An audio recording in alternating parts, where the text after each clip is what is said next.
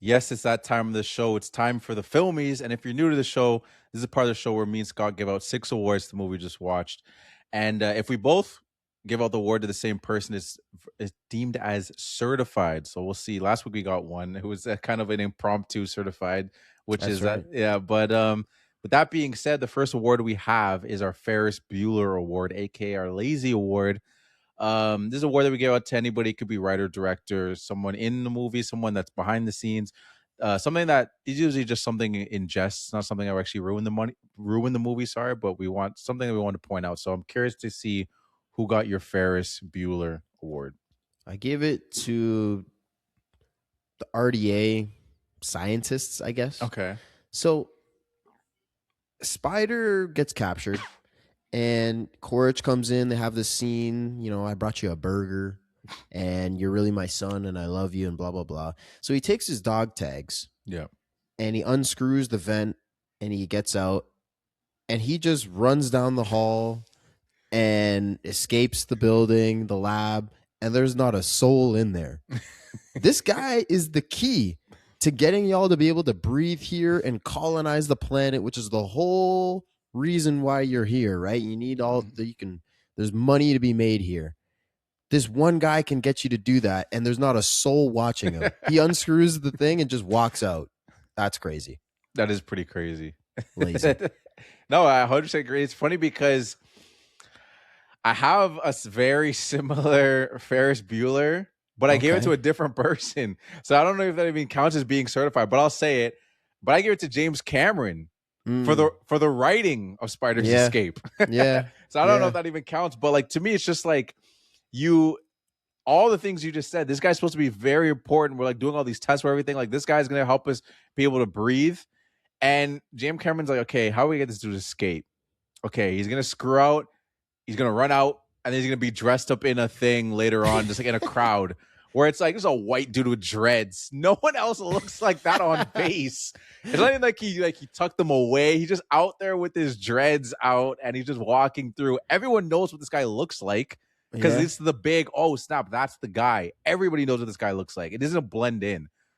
The one pushback I'll give you for that portion is that when he comes out and he's in like his construction uniform, is kind of when Neytiri shows up, starts blowing things up. Jake starts to escape. So like, there's just a whole bunch of chaos going on. So maybe people aren't noticing that.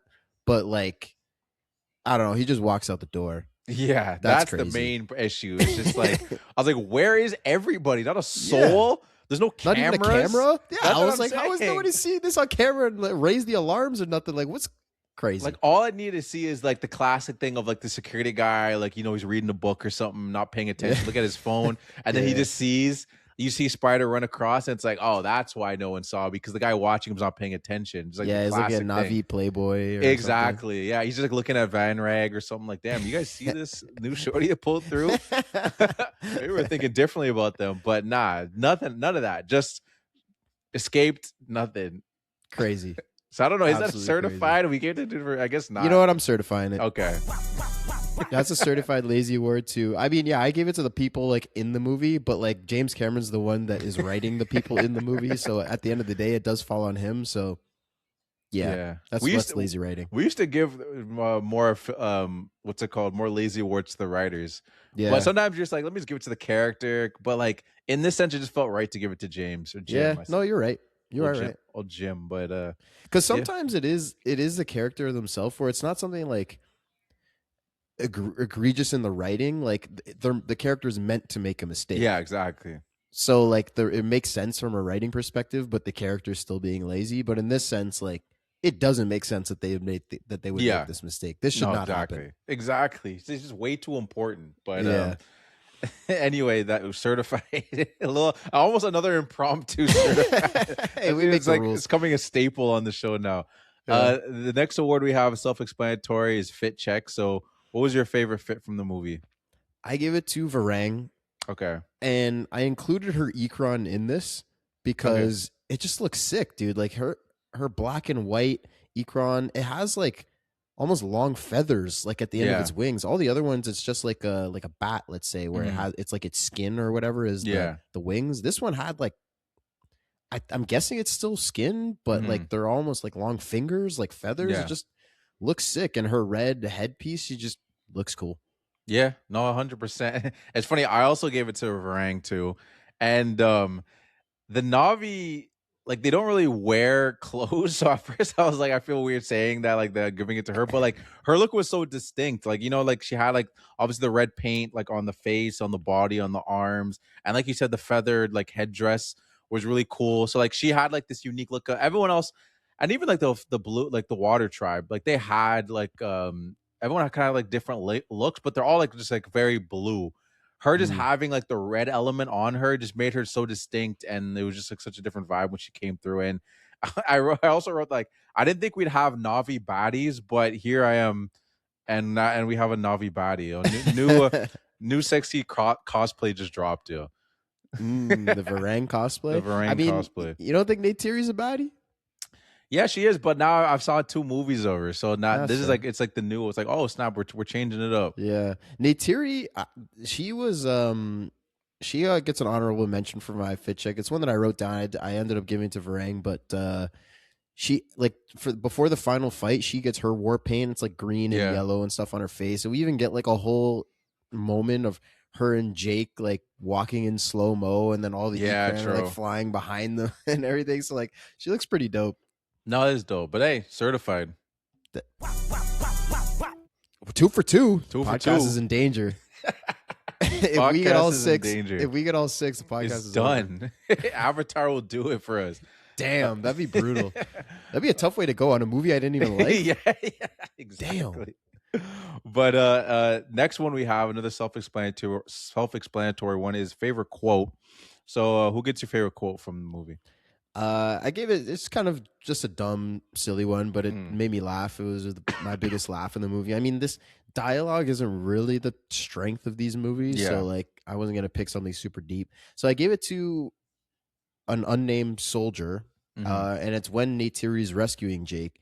She's just walking through the base, and he hits her with a "What's up, cutie?"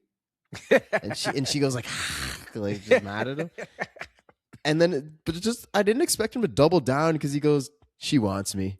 Like I just did not expect the second time for him to say it again. It's so stupid, but I did not expect him to like, "Yeah, she wants me."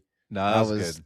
That made me laugh. No, that's a good one. I again, there was again the dialogues of the strength of these movies in the sense like there's not a lot of quippy things, but like there's so many lines, and that's one that I almost forgot about because I saw this movie a week ago or in a bit.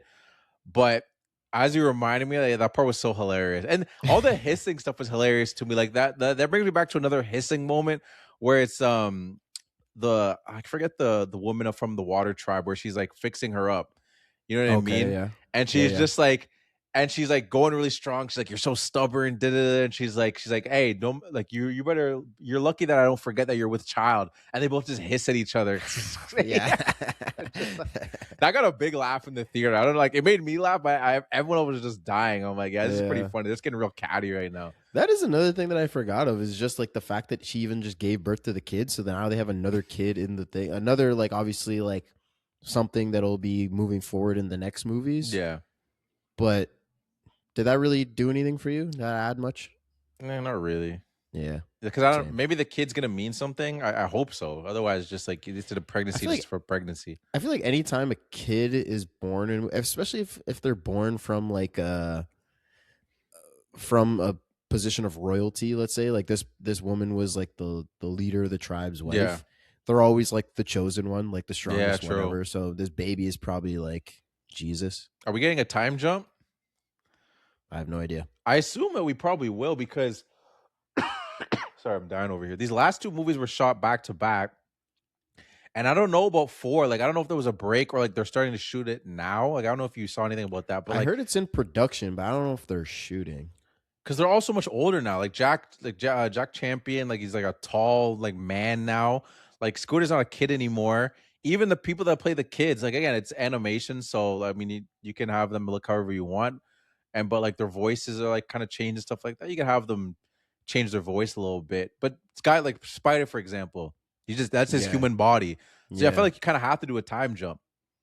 Yeah. Everyone's got to age up because Spider is like the real man, Jack Champion. Like he's tall now, not as tall as a Navi, but but um, I mean, I guess I have no idea where they're going with the story, so I can't really say if a time jump would make sense or not, narrative wise. But I Mhm. feel like based on the way this movie ended, because you had like Varang's still alive, she just kind of like ran away Yeah. when Kiri like overpowered her with her tail Mhm.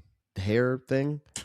Yeah. Um, like we said, Korch is probably not dead, Yeah. so they would maybe take a minute to like find each Regroup. other again, come Mhm. back together, regroup, rebuild their army, and then start to fight back. But is the RDA like their fleet is toast? Like Yeah. their ship, their water fleet. I mean, they're still probably mining. Like that city's still there. I mean, Neytiri did some damage. Like the arrows with the rockets on the end, that stuff was pretty Yeah. cool. No, But that was dope. I could see a time jump happening. Yeah, I guess we'll see. I mean, even though like I like obviously I mixed feelings on it, but I feel like I'll probably still end up watching the fourth one if it Oh yeah. happens. If it happens, just see how it goes and I have mean, our this opinion. movie's already made $1 billion. It'll. Yeah, exactly. I don't think Keep it's chugging gonna. along. I don't think it's gonna make 2 billion like the first two. Yeah, I don't think so, but But it's still just a money machine. yeah, 100%. As far as my quote, I gave it to Sully, aka Jake, and again, it was hard. It was kind of hard for me to find a quote. I was just trying to think of like things I remember. Mm. And there was some funny lines. Some of them was like, it's not it's whatever. But I just went with something where he was just like, and it was Jake when he said, you can't live like this can't live like this baby in hate. And to me, it was Mm. just That was a good one. I picked that quote just because it's just the conflicts. It's just attached to the conflict of like really because that what majority of what Natiri's character was in this movie. It was a lot of just like living in that hate, and just being angry, and yeah, no, that was my quote just because I thought it really emphasized the conflict between the two of them and what was going on with the kids and Jake and everything. So Yeah, I thought about that one too. That's definitely one that I remember as well. And just because that, I mean, that's right at the start of the movie, so it's kind of setting up her motivation for this yeah, movie. I mean, we know her character, but she's going through different things in the different movies. So for this one, that's what it's, and that's what leads to Spider joining a caravan, and like the whole movie unfolds based on that, based on her just hating humans. yeah, And it sets up her later on kind of going back on that and accepting Spider. Like I said, I didn't love the way that yeah, specifically happened, but the setup was good. I yeah. like that line. Thank you. Next one we have is our six man, aka our Peyton Pritchard Award, which is an award we give out to someone that showed out in their small role in the movie. Could be anyone that's basically not one of the main characters, but I'm curious to hear who got your six man.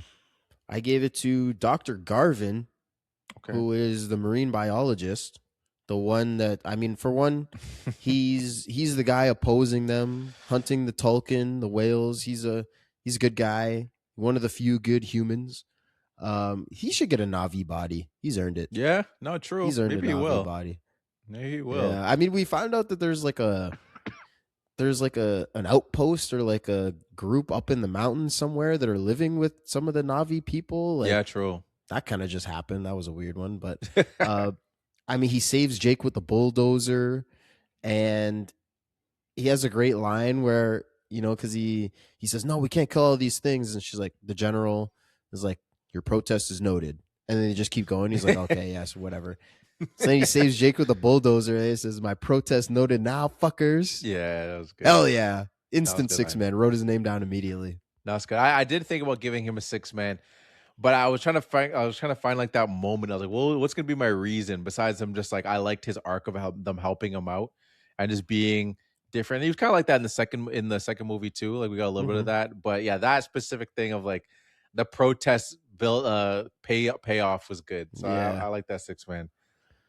I ended up giving my six man to Lyle Mainfleet. So that's like that's the colonel's like right hand man that's kind of with him, Oh, okay. Yeah. and it's more of like a vibe thing because like I just found this character funny with having to deal with the colonel's just nonsense. You know what I mean? Especially Mm. because like this guy is like I guess he's not a clone. He's just in the. He's not a clone, right? I actually don't know. I actually forget. Like he didn't. Yeah, I Did he don't die know. too? And he's also a clone. I don't remember. But to me, it's just like he had to deal with like every time it's the colonel and him and they're doing their job where she's like, oh, okay, we got Jake, let's go.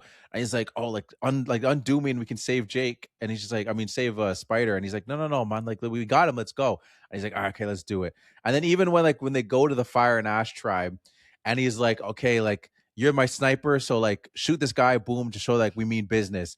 And then he's like, follow him, and then he just like goes into the tarp with. He's like, yo, what are you doing? Like, no, this isn't Yeah. part of the plan. And to me, it's just funny. It's like this guy's just trying to do his 9 to 5, and the colonel. It just brought me back to like you just working and like, dude, let's just do the job. It's like, no, but let's do this thing. You're just like, dog. And there was a couple. Those are just named two of them. I think there was a couple more of those moments where you're just like, what are we doing, man? Like the job is Yeah. done. Like what? He just keeps going further with it, and he's just like, I'm just doing my 9 to 5, man. This guy, Yeah. this stupid I'm just clone. trying to cash my check and go home. But, like this guy's just messing everything up for me. That's what he's alive too, I think, eh? I think so. I mean, he's less important to the story. It's Yeah. really, I mean, like you're saying, he kind of just does whatever Corch tells him to do, but like he kind of like snuck in and out a little bit. Yeah, he's been every in all now 3 and again. movies. Yeah. Is he? He's just, yeah, I'm pretty sure. He's 'Cause in definitely in the the s- second one. I'm pretty. Yeah, he's definitely in You the saw the second one. first one more recently. I thought he was in the first one I mean, the first one, he might be, but like all the as a human. pretty much all the human like soldiers other than Quaritch are just like soldiers. Like they Yeah. don't really, there's no named Yeah. people. So he might be in there just like as one of the soldiers, but he's not that important. I mean, Yeah. like we said, he's not even that important in this one. He's just kind of like, stop doing this, man. Yeah. And Quaritch just keep going. That was crazy though. When he's like, hey, shoot that guy, and just killed him. Yeah. And then Varang's just like, oh, she's impressed. Like you just murdered one of her Yeah, clan members. Yeah, she's just like, nice trick as she touches the little thing. But like not even just like a warning shot, like I'm gonna shoot the ground right there and Yeah. then I'm gonna shoot your dude. Just let's take your dude out. What if that was her homie? You know, it's like, Well, then it's good to get him out of the way so Quaritch can slide in. yeah, I guess so. That is a good point. Maybe that was the plan the whole time. Maybe that was the plan. Maybe he knew that's how he Yeah. got in. He's like, I know that's your boo. Yeah, He's done. take him out. But there's one last thing before I ask the next award.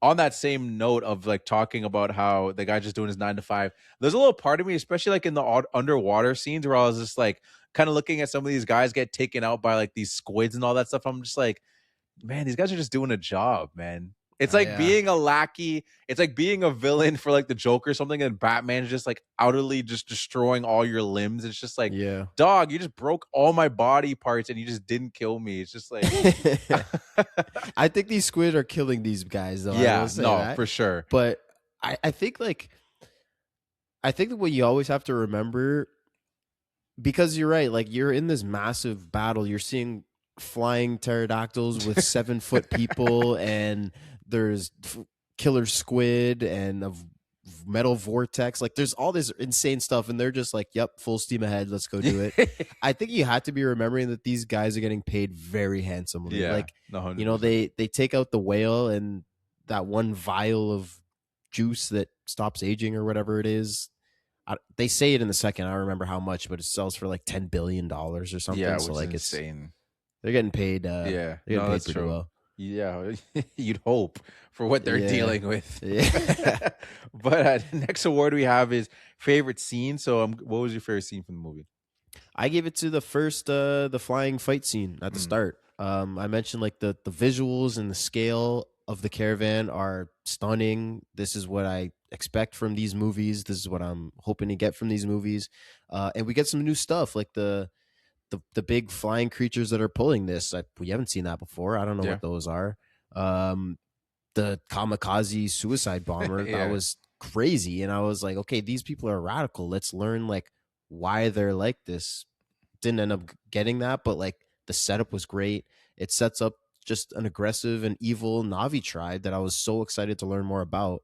And the fight was good. Like, Yeah, I love to see a good fight of just flying Ekrons, bow and arrows, a flying caravan pulling stuff down. It was just great, and the scale is just insane. Like everything just looks massive. We zoom out, we see these massive blimps and the huge creature that's flying them, and flying mountains and like this. The world that they've created here is just so sick and on full display in this scene. Yeah, no, it's a great scene. I 100% agree. And I almost wanted to like change my scene after, because like I didn't, it wasn't like I forgot about it, but I was like there was a couple aspects like scenes I liked for different reasons. I was kind of balancing them out, but I'm not gonna change my scene. I still, but I do think that's a really great scene. It's very memorable. Definitely, like in terms Yeah. of moments, it's definitely a moment to remember from the when you step away from this movie like months from now. Yeah, something I'm gonna remember. I mean, we even get to see Spider kick a little ass. We get to Yeah. see Loak do some damage. It's just a good fight. Yeah, no, 100% agree. My favorite scene, and it's the almost killing spider scene, and Yeah, it's that was my next one probably. yeah, and I just liked like there was the elements of it, like we talked about the elements that we didn't like about it, and like what maybe what they could have done. It wasn't definitely because like I thought that he was gonna do it. Like I was like hesitant. I was leaning more like he's probably not gonna do it. A very small chance of like maybe he does do it, but I was just curious. I like the way they handled it too, how like they had like the sound of him like doing like a stab in. You're like, whoa, what? Like, did Off he actually? screen. Yeah, and I was like, did he just like stab him on the side? Like, what actually did he hit? He didn't connect to anything. They just made the sound to get us. But I thought it was interesting the way he handled it, and I was just intrigued on the way they were going to handle the scene, because I was already in the mindset of like they're probably not going to kill him, but Mhm. I want to see how this scene gets handled. And yeah, it intrigued me and it stuck with me. And again, I think it's like as we were again talking about moments, I think it's something I'll remember like months from now when they're like, "Oh, have you seen the Avatar movie?" And I'm thinking about it. That will be like in the Rolodex of things I remembered from it. Yeah. Yeah. It's a great scene. I talk about I thought they built the tension really well. And even though I didn't think they were gonna do it, you're right, there was a small part of me that was like, maybe? Mhm. I I really don't think so, but Yeah, maybe. And like I mentioned, I made that whole point of like I want them to. I yeah, really hope that they do. But like the way that they really take their time, like walking through deeper and deeper into the forest, yeah. because They what built like it. you don't have to do that. Like, Yeah, why do you have to go further and further into the forest? There's nobody here. yeah, So, but it just leaves more time for us to like sit in it and wonder, is he gonna do it? And keep cutting back to Neytiri, and you're wondering what she's gonna do, and then like Spider slowly realizing, but not fighting it. I mean, hmm, what's he gonna do? Like yeah, Jake's in a Navi body and a full yeah, grown man. What is he gonna do? But like, and even just a question like, do you still love me? Like, I understand. Like, he understands why you have to do this, because if the humans get a hold of him, then they can maybe learn how to breathe their air, and then that gives them a big advantage in this yeah. fight. But I'm still like your son, kind of. So like I'm part of this family. It was a great moment. Yeah, no, it was definitely a lot of emotion. Then that's a good point that you added to about like the buildup, and I assume the buildup is one for two reasons, just to have us like really like think about it, like can he really do this? Like, well, like you turn to the person beside you, like you think he's gonna do it? You think like it Yeah, builds up the time for you yeah, to like to turn to the person, like you think he's really gonna do it, and then also like building the distance from her, just and which wasn't the case. Like she wouldn't have made it on time anyway. Where it's like now they've made enough difference distance that if she's like, no wait, Jake, you can't do it, and then she wouldn't make it in time because it's not like they were just around the corner. right. She could scream, but like it still wouldn't be enough time. So I think the way they handled that was well done. Yeah, totally agree. Last but certainly not least is the MVP. So who gets your MVP for? My MVP goes to Weta FX, which is the Okay. visual effects Mhm. and computer animation company that worked on this movie. I mean, these movies are just a massive undertaking Oh yeah. of visual effects and computer animation, performance capture, all of this stuff. Uh, I expect great visuals, but they still found a way to like wow me. Yeah. Like in the first one, I mean, the first one was the first one. You just heard going into it, like, wow, it looks great. You got to go see it. And like the way the ground lights up when they take a step, and seeing the big tree with Awa and all that stuff was great. All the water stuff in the second one was better than we've ever seen Yeah. ever, really. So for this one, like I came in with high expectations, and they still killed them. They still Mhm. crushed it. Like the Neytiri flying around the RDA base, blowing stuff up, just looks sick. She's weaving through like pipes and wires and stuff and blowing stuff up. When they go into Awa, and then we see they're fighting through, like they're blowing them away and they're fighting through it, and then we see just a massive head of a woman from the side that Yeah. like slowly turns. when the Tulkun meet and they come out of the water and like the ripples of the water, like Mm. all this stuff was just like, I'm sitting in my chair. I'm like, this just looks perfect. Yeah. It's incredible. The scale, the visual, it's amazing. Yeah, no, I 100% agree, and it's one of those things that like we talked about the reasons like the movie gets hate and the reasons why you can appreciate these movies. And another thing I too think can elevate your experience is even pre or post watching the movie is just watch it behind the scenes. Look at all that Mm. goes into it. Like you don't have to watch like this crazy long video, but like there's some short clips out there of just seeing like how they capture and then realizing that like all that stuff you saw was like certain things you'd be like, but even sometimes the water is fake. And Yeah. you just assume like, oh, I thought they were like in a tank or something, and they were just like, no, no, no, like that water they're creating is fake, and you just like appreciate like the water driplets like coming off their face and just like the sweat and all these little subtle things that are like these tiny, tiny things that of detail that you don't really have to do, but it just makes it feel so realistic. Where it's like, oh yeah, that looks like skin, or these little imperfections, these little bumps, where it's just like, man, like that's someone like painstakingly going at work. And we talked about this like even like with certain movies like Transformers. Like we went on that in our Transformers episode. It's just like to see like how much like time it takes for people just to go through all that stuff is just impressive. And Yeah. with James Cameron, with especially because like what we can do with CGI and stuff like that, his dedication to still trying to get the actual performances out of the people. You know what I mean? Like if they wanted to, they could create all the faces, they could create the smiles and the all these things. But like the fact that they get them like, no, make the fake, do the hiss. We're gonna try to capture everything that you're doing with your face versus like Mhm. other people, like other movies and stuff like that. It's like just a CGI blob where it's like we're just gonna get them to do like you're not looking at anything. Like imagine this thing's here. Like go watch like everything that they're looking at. They've created some kind of structure for them to play off. Obviously, where they are, they have to imagine, but like there's so much actual movement and actually going underwater for like 6 minutes and stuff like that. Like people have like there's so many people on the couch are like, oh, how long have you held underwater? Like, oh, I can do like 5 minutes. I can do 6 minutes. Like they did intense training. It's like some Tom Cruise shit of like actually Yeah. doing as much as they can do to get the best out of these performances, and it's just crazy. Yeah, they're building like a Ecrons that they can stand on so they can get in like their warrior pose and shoot Yeah. arrows. And I mean, just to me, even just like knowing the scope of work of Mhm. all of that stuff is just like ridiculously insane. It's got to be some of the biggest production value thing ever.